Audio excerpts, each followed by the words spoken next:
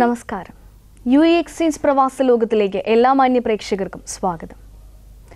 ജനിച്ച നാടും വീടും മറന്ന് വിദൂര സ്ഥലങ്ങളിലേക്ക് ജീവിതമാർഗം തേടി പോകുന്ന പ്രവാസിയുടെ കഥനകഥകളാണ് പ്രവാസ ലോകം. ഇവരുടെ മോചനത്തിനായുള്ള പ്രാർത്ഥനകളാണ് ഇത്. ഞങ്ങളുടെ പ്രാർത്ഥനകൾക്കൊപ്പം നിങ്ങളുടെ പ്രവർത്തനങ്ങൾ കൂടി ചേരുമ്പോഴേ ഞങ്ങളുടെ ലക്ഷ്യം യാഥാർത്ഥ്യമാവുകയുള്ളൂ. UAE എക്സ്ചേഞ്ച് പ്രവാസ ലോകത്തിന്റെ ഇന്നത്തെ അധ്യായത്തിലേക്ക് എല്ലാ മാന്യ പ്രേക്ഷകർക്കും ഒരിക്കൽ കൂടി സ്വാഗതം.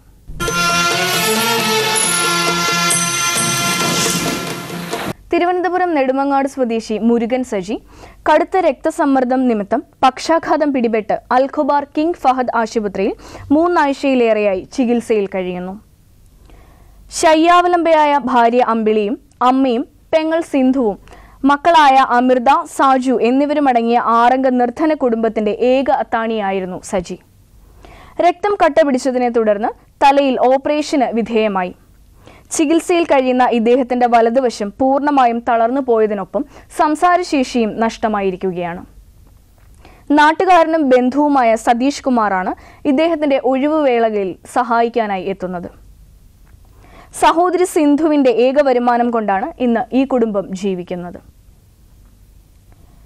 ഇവർക്ക് കഴിയുന്ന സഹായങ്ങൾ ചെയ്യണമെന്ന് രോഗിയെ സന്ദർശിച്ചു വരുന്ന പ്രവാസി സാംസ്കാരിക വേദി ജീവകാരുണ്യ പ്രവർത്തകൻ MK ഷാജഹാൻ അഭ്യർത്ഥിക്കുന്നു.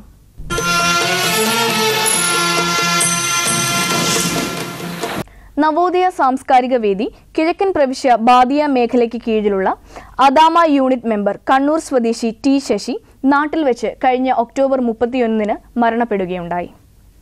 നവോദയ ഏർപ്പെടുത്തിയിട്ടുള്ള കുടുംബസഹായ fund Navodaya Dammam town area സാംസ്കാരിക ക്ഷേമ വിഭാഗം കൺവീനർ അയൂബ് കൊടുങ്ങല്ലൂർ അദാമ യൂണിറ്റ് സംഘടിപ്പിച്ച സ്നേഹസംഗമം വേദിയിൽ വെച്ച് യൂണിറ്റ് സെക്രട്ടറി കൃഷ്ണപിള്ള കോന്നിക്ക് കൈമാറി.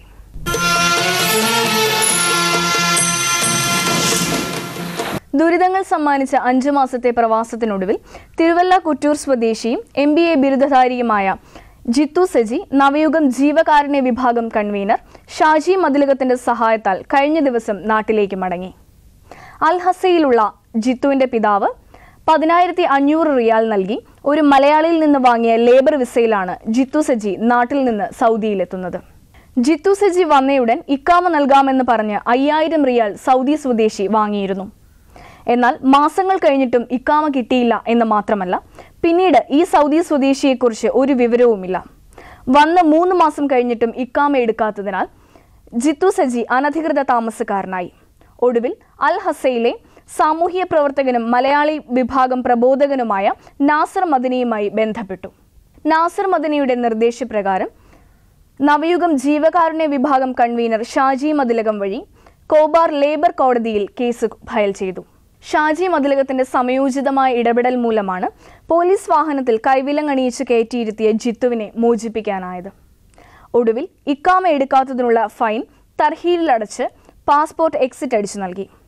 ഉയർന്ന വിദ്യാഭ്യാസ യോഗ്യതയുണ്ടായിട്ടും തനിക്ക് അനുഭവിക്കേണ്ടി വന്ന ദുരിതങ്ങൾ ഇനി ഒരാൾക്കും ഉണ്ടാകരുതേ എന്ന പ്രാർത്ഥനയോടെ നവയുഗം പ്രവർത്തകർക്ക് നന്ദി പറഞ്ഞ് ജിത്തു സജി നാട്ടിലേക്ക് മടങ്ങി. സൗദിയിലേക്കുള്ള വിസ തട്ടിപ്പിന്റെ മറ്റൊരു ഇര കൂടി പ്രവാസ ലോകത്തിലെത്തിയിരിക്കുകയാണ്.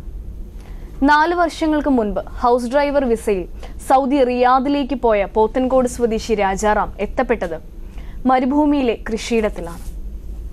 കഠിനമായ നരക ജീവിതത്തിനൊടുവിൽ തന്നെ രക്ഷിക്കണേ എന്ന പ്രാർത്ഥനയുമായാണ് രാജാറാം ഇന്ന് ജീവിച്ചിരിക്കുന്നത്. ഇദ്ദേഹത്തിന്റെ ഈ പ്രാർത്ഥന തന്നെയാണ് ഭാര്യ അമ്പിളിയെയും മക്കളെയും പ്രവാസ ലോകത്തിൽ എത്തിച്ചിരിക്കുന്നത്. രാജാറാമിന് തിരിച്ചെത്തിക്കുക എന്ന ഉദ്ദേശവുമായാണ് ഭാര്യ അമ്പിളിയും മക്കളും ഇന്ന് ഇവിടെ എത്തിയിരിക്കുന്നത്. രാജാറാം ആദ്യമായിട്ട് പോവാണോ നാട് വിട്ടിട്ട്? ആദ്യമായിട്ട് പോവുകയാണ്. എത്ര വർഷമായി ഇപ്പോ? 4 വർഷം കഴിഞ്ഞു. അതിന് മുമ്പ് പോയിട്ടില്ല? ഇല്ല. ആകെ 4 വർഷമായി നാട് വിട്ടിട്ടേ ഉള്ളൂ. വേറെ നാട്ടിലൊന്നും പോയിട്ടില്ല? ഇല്ല. ബോംബെക്കോ അല്ലെങ്കിൽ അവിടെ ഒന്നും പോയിട്ടില്ല? ഇല്ല. നാട്ടിലെന്ത് ജോലിയായിരുന്നു? നാട്ടിൽ കടയിലാണ്, ചായക്കടയിൽ. ആരാ കൊണ്ടുപോയി രാജാറാമിനെ? അത് നമ്മളെ വീട്ടിൻ്റെ ഇടയിൽ ഒരു പയ്യൻ്റെ ചോദിച്ചതുപോലെ. അപ്പോൾ ആ പയ്യൻ പറഞ്ഞായിരുന്നു വിസ കൊണ്ടുവരാ, പിന്നെ അതിനെ ജോലിയെ പറ്റിയൊന്നും എനിക്കറിയില്ല, കൃഷിയുടെ ആണെന്ന് പറഞ്ഞ്. പക്ഷെ അതിൽ അടിച്ചിരുന്ന ഡ്രൈവർ വിസ എന്നാണ്. അപ്പോൾ 2 വർഷത്തെ ഇതാണ് വിസയെ പറഞ്ഞത്. അപ്പോൾ അവർ പറഞ്ഞ് 2 വർഷം കഴിഞ്ഞ് നാട്ടിൽ പോകണമെന്ന് പറഞ്ഞപ്പോൾ ഇപ്പം പറയുന്ന പാസ്പോർട്ട് കളഞ്ഞു പോയി, വരാൻ പറ്റില്ല, പാസ്പോർട്ട് എടുക്കണമെങ്കിൽ ഇനി 50,000 രൂപ കൊടുക്കണമെന്ന് പറയുന്നു. പിന്നെ ഓരോ സമയം ഇതുപോലെ ലീവ് ചോദിക്കുമ്പോഴൊക്കെ വഴക്ക് പറയും. അങ്ങനെ നമ്മൾ 4-5 പ്രാവശ്യം വിളിച്ച് ഇനി മേലാൽ വിളിക്കരുതെന്നും പറഞ്ഞ് കഴിഞ്ഞ മാസം നമ്മളെ വഴക്ക് പറഞ്ഞു. പിന്നെ ഇപ്പോൾ ഫോൺ വിളിച്ചാൽ എടുക്കില്ല, കട്ട് ചെയ്ത് കളയും. അപ്പോൾ ഇപ്പോൾ നമുക്ക് നാട്ടിൽ വന്നാൽ മതി. ഇപ്പോൾ 2 ആഴ്ചയ്ക്ക് മുമ്പ് ഇപ്പോൾ എവിടെയാണ് ജോലി ചെയ്യുന്നത്? സൗദി അറേബ്യയിൽ റിയാദിലാണ്. മൻസൂരി എന്ന സ്ഥലത്ത്. റിയാദിലുണ്ട് ആള്? ഉണ്ട്. അച്ഛനെ എന്നും വിളിക്കാറുണ്ട്, അച്ഛനെ വിടുന്നില്ല.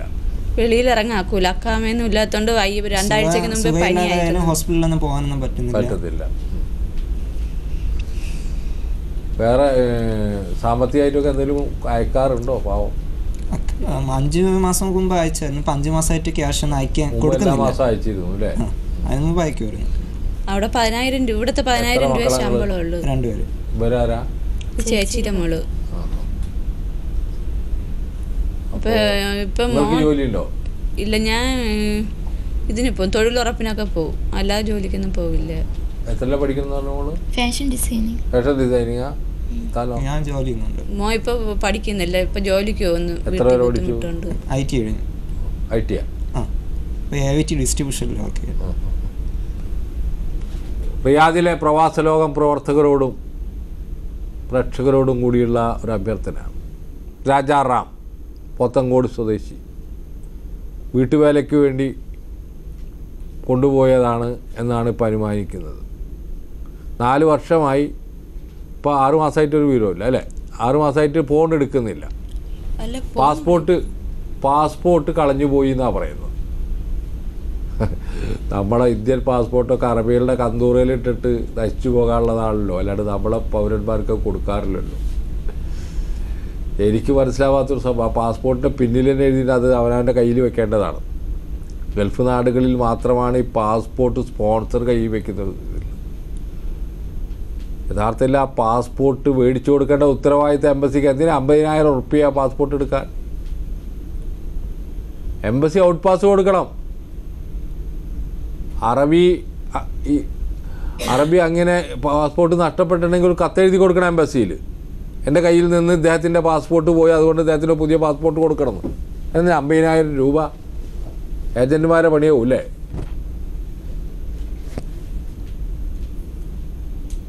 രാജാറാം,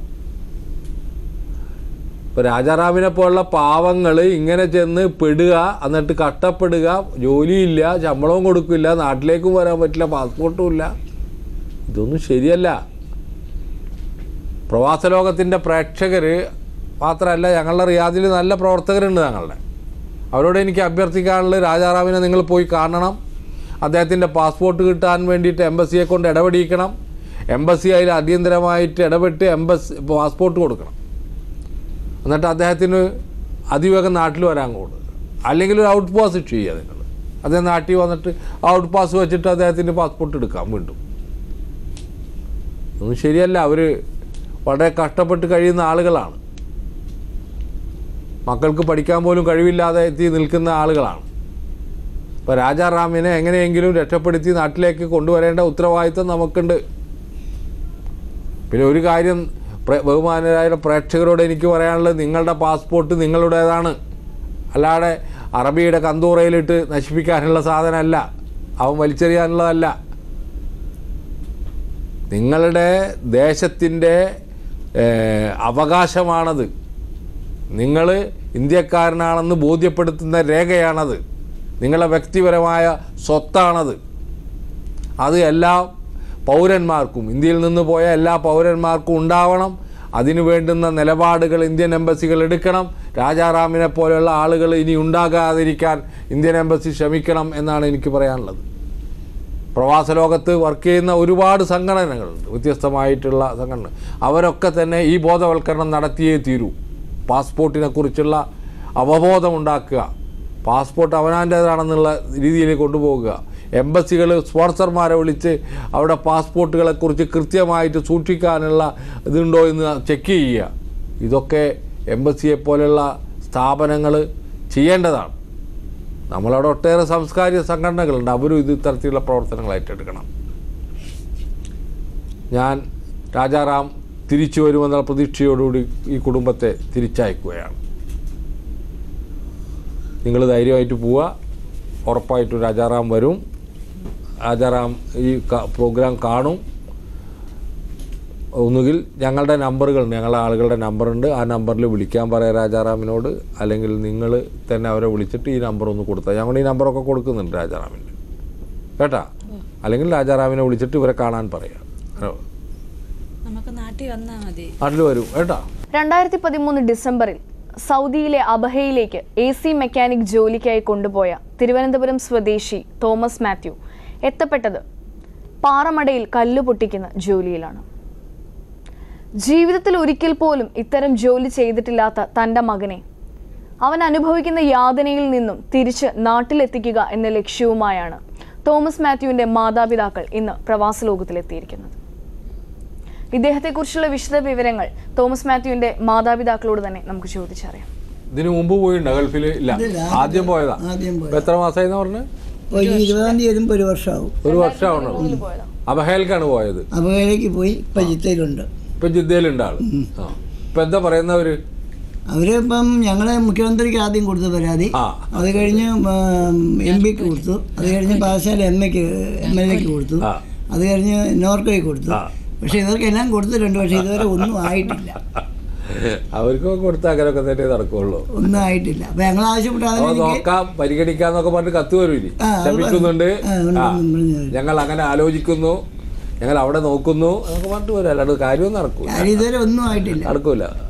ഞങ്ങൾ പറഞ്ഞ് അവനിപ്പോ 2000 റിയാൽ പറഞ്ഞാണ് ഇവിടുന്ന് പോയത്. അപ്പൊ 750 റിയാലേ ഉള്ളൂ. അതിപ്പം ഇപ്പം 3 മാസം കൊണ്ട് അതുമില്ല. അപ്പോൾ ഞങ്ങൾ ഇവിടുന്ന് പലരുമായിട്ട് ബന്ധപ്പെട്ട് കഴിഞ്ഞപ്പോഴത്തേക്കും അവനെ ഇന്ത്യയിലേക്ക് കയറ്റിവിടാമെന്ന് അറബി പറയുന്നുണ്ട്. അപ്പോൾ അങ്ങനെ അറബിക്ക് അവിടെ ഇരിക്കാൻ മേലാത്ത സ്റ്റേജ് വന്നപ്പോഴത്തേക്ക് ഇവൻ്റെ ഇന്നൊന്ന് പാസ്പോർട്ട് മേടിച്ചിട്ടുണ്ട്. അതുവരെ ഇവൻ്റെ കയ്യിലായിരുന്നു പാസ്പോർട്ട്. അപ്പോൾ 1 മാസം കൂടുതലായി അറബിയുടെ കയ്യിലാണ് പാസ്പോർട്ട്. ചോദിക്കുമ്പോഴെല്ലാം കയറ്റിവിടാമെന്ന് പറയുന്നുണ്ട്. പക്ഷേ ഇതുവരെ ഒന്നും ആയിട്ടില്ല. തോമസ് മാത്യു അല്ലേ? തോമസ് മാത്യു നാട്ടിലെത്തിച്ചു. എത്ര മക്കളുണ്ട്? 2 പേര്. 2 പേരുണ്ട്. മകനത് മകളുണ്ടാ? വേറെ 2 ആമക്കളാ? മറ്റാളവിടെ എറണാകുളത്ത് ജോലിയുണ്ട്. ജോലിയില്ല, പണിയായിട്ട് പോയിരിക്കുന്നത്. തോമസ് മാത്യുവിനെ കിട്ടണം. 2 കല്യാണം കഴിച്ചിട്ടില്ല? ഇല്ല. നീ വന്ന് കല്യാണം കഴിക്കുകയൊക്കെ വേണം. ഞങ്ങൾ വാടകയ്ക്കാണ് താമസിക്കുന്നത്. നിങ്ങൾക്ക് ജോലി ഉണ്ടോ? ഇല്ല. 2 ഇല്ല. ഈ ഇളയ മകന എന്തെങ്കിലും അയച്ചു തരും? മൂത്തൊന്നും അയച്ചു തരില്ല. ഇവന് തരണോണ്ടായിരുന്നു ഞങ്ങൾ ജീവിച്ചോണ്ടിരുന്നത്. ഇപ്പൊ ഒന്നും കിട്ടണില്ല. അവന്റെ ചെലവിനുള്ളതൊക്കെ അവന് കിട്ടണുള്ളൂ. മൂത്തവന്. ഇപ്പൊ ഇളയവനാണ് തരുന്നത്. തോമസ് മാത്യുവിന്റെ കാര്യം സങ്കടം അല്ലേ? എങ്ങനെയെങ്കിലും നാട്ടിലെത്തിച്ചു തരണം. ഇവിടെ തിരുവനന്തപുരത്ത് കരമനയുള്ള ഒരു ഏഷ്യൻ അസോസിയേറ്റ് ട്രാവൽസുകാർ 75,000 രൂപ വാങ്ങിച്ചുകൊണ്ട് കൊണ്ടുപോയത്. അവരിപ്പോൾ എന്താ പറയുന്നത്? അവര് മോൻ്റെ കുറ്റം പറഞ്ഞുകൊണ്ടിരിക്കുക. ഞാൻ പല പ്രാവശ്യം പോയി പറഞ്ഞ് അവരോട് കയറ്റിവിടാൻ ആവശ്യപ്പെടുന്നുണ്ട്. വേറെ ഒന്നും ആവശ്യപ്പെടുന്നു. അവന് അസുഖമായിട്ട് ആശുപത്രിയിലൊന്നും അവർ കൊണ്ടുപോകാതെ അവിടെ കിടക്കുകയൊക്കെ ചെയ്തു. ഒരുപാട് കഷ്ടപ്പെടുകയാണ്. അവർ ഉപദ്രവിക്കുകയൊക്കെ ചെയ്തു. എന്നിട്ട് ഇവർ പറയണം മോൻ അങ്ങനെ പണി ചെയ്യാത്തതുകൊണ്ടാണ്, അതാണ് ഇതാണെന്നൊക്കെ പറഞ്ഞ് അവർ ഓരോ കുറ്റങ്ങൾ പറയുന്നത്. വിളിക്കാറുണ്ട്. എല്ലാ വെള്ളിയാഴ്ചയും വിളിക്കും. ജിദ്ദയിലുണ്ട്. എന്താ ഇതിനൊക്കെ പറയല്ലേ? ജിദ്ദയിലെ പ്രവാസലോകം പ്രവർത്തകരോടും പ്രേക്ഷകരോടും കൂടിയുള്ളൊരു അഭ്യർത്ഥനയാണ്. തോമസ് മാത്യു അബഹയിൽ നിന്ന് ജിദ്ദയിലെത്തിയ ഒരു പ്രവാസിയാണ്. 1 വർഷമായി. പാസ്പോർട്ട് 1 മാസമായിട്ട് അറബിയുടെ കയ്യിലാണ്. 2 മാസമായിട്ട്. അറബി പറയുന്നത് കയറ്റി അയക്കാമെന്നാണ്. നാളെ ഇപ്പം ശരിയാക്കി തരാമെന്നാണ് പറയുന്നത്. നമ്മളെ കുതിരവട്ടം പപ്പു പറഞ്ഞല്ലോ, ഇപ്പം ശരിയാക്കാമെന്ന്. 2 മാസമായി പാസ്പോർട്ട് വാങ്ങിച്ചു വെച്ചിട്ട്. അപ്പോൾ കഴിയുന്നതും ഈ കൊണ്ടുപോയ ഏജൻറ്റുമാരുണ്ടല്ലോ, അവരുടെ ഒരു ഉത്തരവാദിത്തമാണ് ഇദ്ദേഹത്തെ നാട്ടിലേക്ക് തിരിച്ചയക്കുക എന്നുള്ളത്. അദ്ദേഹത്തിന് ഇഷ്ടമില്ലെങ്കിൽ നിങ്ങൾ ജോലി ചെയ്യാൻ ഇല്ലാത്തൊരു പറ്റാത്ത പണിക്ക് കൊണ്ടുപോയിട്ട് എന്താ ചെയ്യുക? നിങ്ങൾ അദ്ദേഹത്തിന് പറ്റുന്ന പണിയല്ലേ കൊടുക്കുക. അദ്ദേഹത്തിന് എടുക്കാൻ പറ്റാത്ത പണി ഇതാക്കിയിട്ട് എന്താ കാര്യം? അപ്പോൾ ആ കുട്ടിയെ കഴിയുന്നത് വേഗം നാട്ടിലെത്തിക്കലാണ് നിങ്ങൾക്കും നല്ലത്, നാട്ടുകാർക്കും നല്ലത്, അവരുടെ കുടുംബത്തിനും നല്ലത്, എല്ലാവർക്കും നല്ലത്. അപ്പോൾ അറബി പാസ്പോർട്ട് കൊണ്ടുപോയിട്ട് അതിവേഗം വിസ ക്യാൻസൽ ചെയ്തിട്ട് കുട്ടിയെ തിരിച്ചയക്കുക. ഇതിനെന്താ പണിയുള്ളത്? ഈ പാവങ്ങൾ വാടക വീട്ടിൽ താമസിക്കണവരാ. എന്തിനാ ഈ വക ആളുകളെങ്ങനെ ഉപദ്രവിക്കുന്നത് എനിക്ക് മനസ്സിലാവാത്തത്. ഈ സങ്കടപ്പെടുത്തുന്ന ഈ പാവപ്പെട്ട ആളുകളുടെ ജീവിതം തന്നെ തകടാണ്. അതിൽ നിന്ന് നമുക്ക് കൂടുതൽ ദുഃഖങ്ങൾ ഉണ്ടാവുക എന്നല്ലാതെ ഒരു സതും ഉണ്ടാവുന്നില്ല. നിങ്ങൾ നല്ല കാര്യം ചെയ്യുകയാണെങ്കിൽ നല്ലത് തന്നെ, യാതൊരു പ്രശ്നമില്ല. പക്ഷേ നിങ്ങൾ കൊണ്ടുപോകുന്ന പണിക്ക് കുട്ടി പറ്റുമോ പറ്റില്ല എന്ന് നോക്കേണ്ട ചുമതല കൂടി ഉണ്ടായിരുന്നു എന്നാണ് എനിക്ക് തോന്നുന്നത്. തോമസ് മാത്യു കഴിയുന്നത് വേഗം ഞങ്ങളെ പ്രവർത്തകരെ ബന്ധപ്പെടാൻ ശ്രമിക്കണം. ജിദ്ദയിൽ ഞങ്ങൾ ഒരുപാട് പ്രവർത്തകരുണ്ട്. അപ്പോൾ അവരുമായിട്ട് നിങ്ങൾ ടെലിഫോണിൽ ബന്ധപ്പെട്ടാൽ തീർച്ചയായിട്ടും നിങ്ങൾക്ക് എന്തൊക്കെ വേണ്ടത് സഹായങ്ങൾ അവർ ചെയ്തു തരും. അതുകൂടാതെ അവരും നിങ്ങൾ അന്വേഷിക്കും. നിങ്ങളെ ഫോൺ നമ്പറൊക്കെ ഞങ്ങൾ ഇതിൽ കൊടുക്കുന്നുണ്ട്. അപ്പോൾ കഴിയുന്നത് വേഗം നാട്ടിലെത്താൻ കഴിയുമെന്നുള്ള പ്രതീക്ഷയാണ് ഞങ്ങൾക്കൊക്കെ ഉള്ളത്. തോമസ് മാത്യു ധൈര്യമായിട്ടിരിക്കുക. അച്ഛനും അമ്മയൊക്കെ സന്തോഷപൂർവ്വം ഞാൻ പറയാനുള്ളത് തിരിച്ചു വരും, യാതൊരു സംശയവും വേണ്ട കേട്ടോ. സ്വദേശത്തും വിദേശത്തും കാണാതാകുന്നവരെക്കുറിച്ചുള്ള അന്വേഷണമാണ് ഞങ്ങളുടെ ഈ യാത്ര.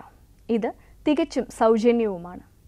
കാണാതാകുന്ന ആളിനെക്കുറിച്ചുള്ള വിശദവിവരങ്ങൾ, ഫോട്ടോ, അയക്കുന്നയാളിൻ്റെ അഡ്രസ്, ഫോൺ നമ്പർ തുടങ്ങിയവ സഹിതം ഞങ്ങൾക്ക് എഴുതുക.